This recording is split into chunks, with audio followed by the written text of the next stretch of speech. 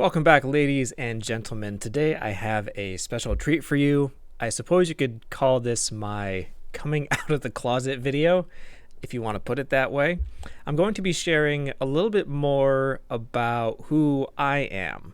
I know this is something that several people in the comments have wondered about, such as my background and just a little bit more about me. And so I thought, you know what, I should do a video about that. And it's about time. I've been on this journey now for about a year. So I thought this would be a good way to at least share with you all a little bit more about me. And yeah, so I'll just go ahead and start going through it. So who is the Closet Catholic? Now, one of the main questions I get whenever people ask questions about me personally is, well, what denomination am I from?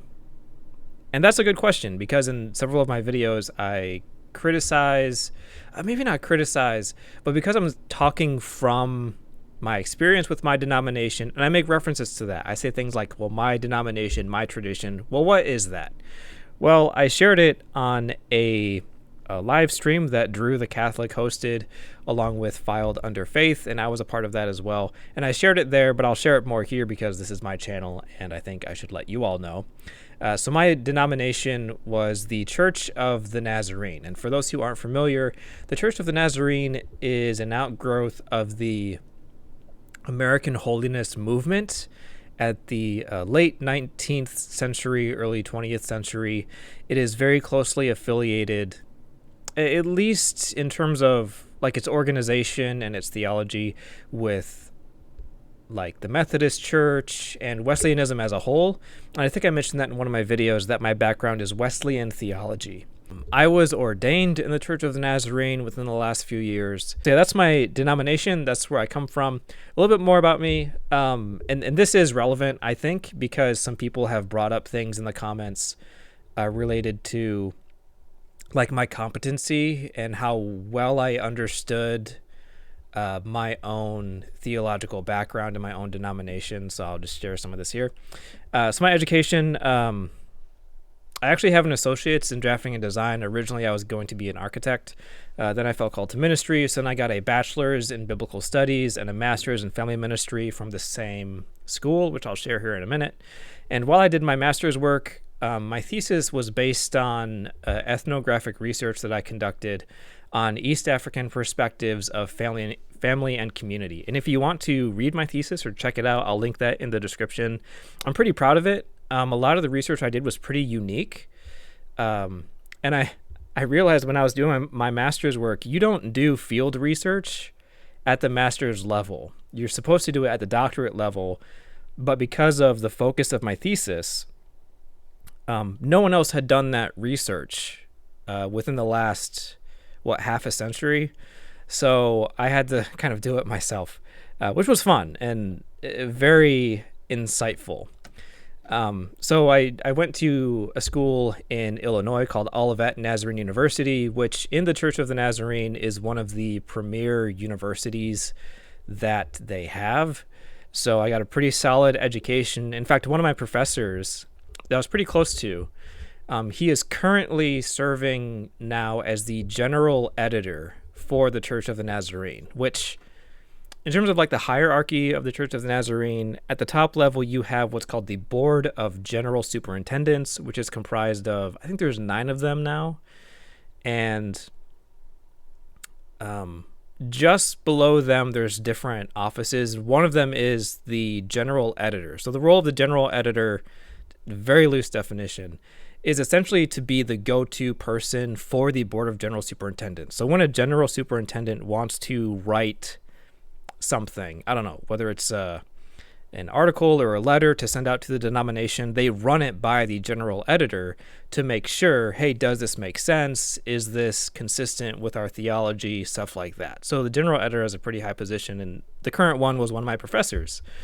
So all that to say, my educational background was pretty solid as far as my denomination goes, or I guess former denomination.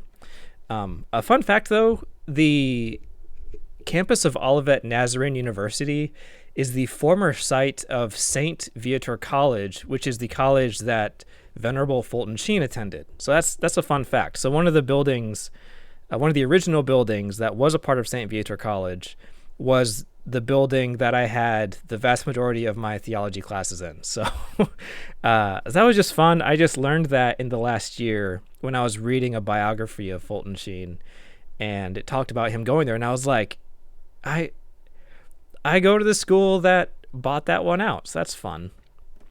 So some of my ministry background, I was a co-founder when I was at Olivet of what's called the Olivet Nazarene University Preaching and Music Ambassador Program. If you're curious about that, I'll link it in the description. It's a pretty successful program now. So I worked, well, not really worked. I served as a traveling preacher from 2009 until 2015. I was in approximately 50 different churches across the Midwest. So Wisconsin, Illinois, Michigan, and Indiana. I've been kind of all over the place, preaching at different churches and different events and stuff. I also served as a short-term missionary for my denomination. I'm in East Africa in the years of 2010, 2012, 2014, 2016, and 2018. And I also served in Korea on a short-term mission trip in 2015. I served as a long-term missionary in East Africa in 2014. I went there originally on a short-term mission trip, but then I stayed for an extra, 5 months, so I could do my field research for my thesis. So I lived there and I worked as a missionary there. I served as a family pastor at a church in 2016, and then I took a senior pastor role at a church in 2016 to 2019, and then I moved to where I currently live to be the director of a brand new young adult ministry, and I did that from 2019 until last year. And the reason I'm pointing all this out is just to kind of show that when I talk about my denominational background and when I talk about my personal tradition of what I was raised in, I'm not coming at it at the level of a layperson who just showed up to a church of the Nazarene and just listened to the sermons, maybe participated in Sunday school and all that stuff. I'm showing all this just to demonstrate that when I talk about my denomination, I'm coming from a pretty solid background in it. You know, like I didn't just attend churches there. I was formally educated in its doctrine, in its history, in its polity. I functioned as a missionary. I've worked as a pastor in different areas. And like I'm pretty well grounded in what the Church of the Nazarene is, in what it believes. And so like when I talk about, you know, well, in my denomination, we taught this or we believe this. Like I have a pretty extensive background, so I'm pretty confident in knowing what I'm talking about, like in being involved in those conversations. Because I know there was some people who kind of challenged whether or not I really understood my own tradition. And I'm like, yeah, I know it pretty well. I know it pretty well. That's that. A couple other things too about me, just for fun.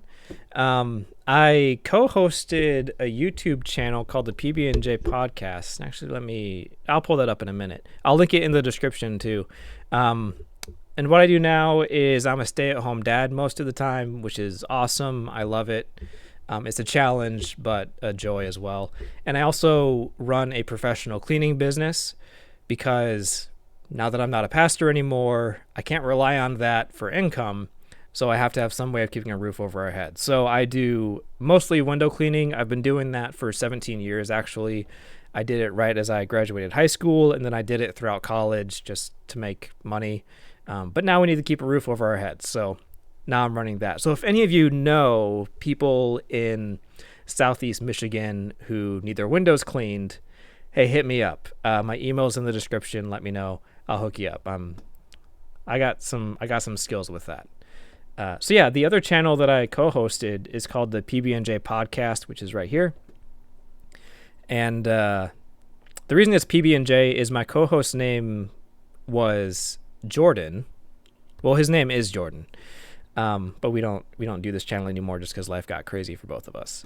But so it was Pastor Ben and Jordan Podcast, so PB&J. I liked it. Anyways, so these are just some of the videos. I haven't done anything on it in like a year, as you can obviously tell. I'm pretty proud of the Ken Ham videos I did, but there's a lot of other stuff on here. I did like Bible studies. We had interviews with people. We discussed various topics. And I did book reviews related to young adult ministry. So yeah, there's some fun stuff on there if you want to check that out.